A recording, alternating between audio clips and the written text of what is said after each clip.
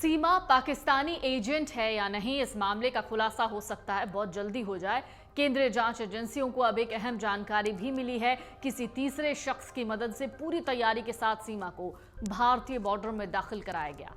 खुफिया एजेंसी सूत्रों की माने तो सीमा ने बाकायदा पूरी तैयारी के साथ अपना गेटअप चेंज किया, ड्रेसअप चेंज किया, इस तरीके से कि वो एक गांव की औरत लगे। सीमा को इस तरीके से तैयार करने के लिए पेशेवर लोगों की मदद ली गई। सुरक्षा एजेंसियों की नजरों से बचने के लिए उसने अपने बच्चों को भी इसी तरीके से ड्रेसअप करवाया।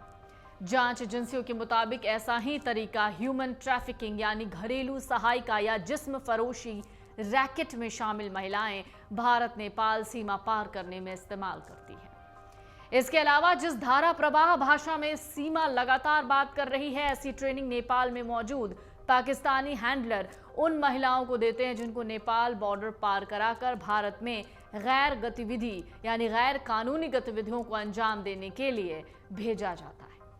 भारतीय खुफिया और जांच एजेंसियों की जांच के दायरे में अब ऐसे एजेंट भी हैं जो इस तरीके की तैयारी कराते हैं, भारत में अवैध तरीके से लोगों को घुसवाने में मदद करते हैं। खुफिया सूत्रों के मुताबिक भारत नेपाल सीमा पर 13 मई को सीमा हैदर सचिन के भारत में एंट्री दावों की तस्दीक फिलहाल केंद्रीय एजेंसियों की जांच में नहीं हो सकी, क्योंकि दोनों भारत में एंट्री का यही दिन बता रहे हैं।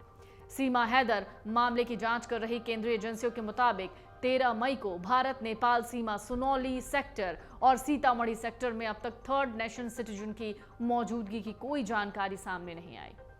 भारत नेपाल सीमा पर इन्हीं दोनों जगहों से सीमा हैदर और सचिन द्वारा भारत में एंट्री का दावा किया जा रहा है, जिसके बाद यहां मौजूद रिकॉर्ड और सीसीटीवी फुटेज की जांच की गई। भारत नेपाल सीमा के सारे बस रूट पर 13 मई को गुजरने वाली बसों के सीसीटीवी फुटेज खंगाले जा रहे हैं, जिसका विवरण सीमा और सचिन ने दिया है। थर्ड नेशन सिटीजन यानी भारत नेपाल के अलावा किसी तीसरे देश के नागरिक का भारत नेपाल सीमा पर मौजूद होना, उसे पार करने की कोशिश करना। भारत नेपाल में मैत्री समझौता होने के नाते इन दोनों देशों के अलावा अगर किसी तीसरे देश का नागरिक यहां पर आता है तो इसकी सूचना तुरंत यहां पर मौजूद एजेंसियों को, स्थानीय पुलिस को देनी होती है और भारत की संबंधित एजेंसियां अपनी जांच शुरू करती हैं।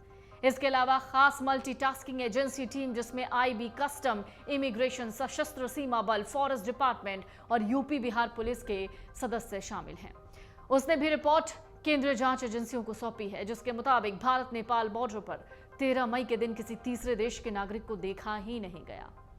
भारत नेपाल सीमा पर स्थित चारों आईसीपी यानी इंटीग्रेटेड चेक पोस्ट के रिकॉर्ड की जांच हो रही है कि कहीं उन जगहों से तो थर्ड नेशन सिटीजन की एंट्री तो नहीं हुई जिसमें सुनौली, बहराइच और रक्सौल शामिल है। तो वो 10 सवाल जो किसी साजिश की ओर इशारा कर रहे हैं, उनमें है 4 बच्चों की मां खुद को पाकिस्तान के छोटे से शहर का बताती है, लेकिन पबजी गेम में दिन भर बिजी कैसे रहती थी। सवाल नंबर 2 जो बहुत गंभीर सवाल है वो ये, 5वीं पास मिडिल क्लास घरेलू महिला एक नहीं 2-2 पासपोर्ट क्यों रखेगी। तीसरा सवाल, अपने 4 बच्चों को छोड़कर सचिन से मिलने नेपाल कैसे चली गई। चौथा सवाल, यही नहीं दूसरी बार पाकिस्तान सीमा लौटी तो अपने 4 बच्चों के एकदम नए पासपोर्ट कैसे बनवा लिए। 5वां सवाल, उसके पास इतने पैसे कहां से आए। सीमा कहती है उसने मकान बेचा था, लेकिन क्या पाकिस्तान में महिलाओं को संपत्ति में इतना अधिकार है। 6ठा सवाल, पति को भनक लगे बिना उसने मकान कैसे बेच लिया। 7वां सवाल, सीमा दुबई जाती है और पाकिस्तानी रुपयों को दिरहम में कन्वर्ट करा लेती है, फिर दुबई में होटल और कैब का इंतजाम आसानी से कर लेती है। 5वीं पास महिला ऐसा कैसे कर सकती है।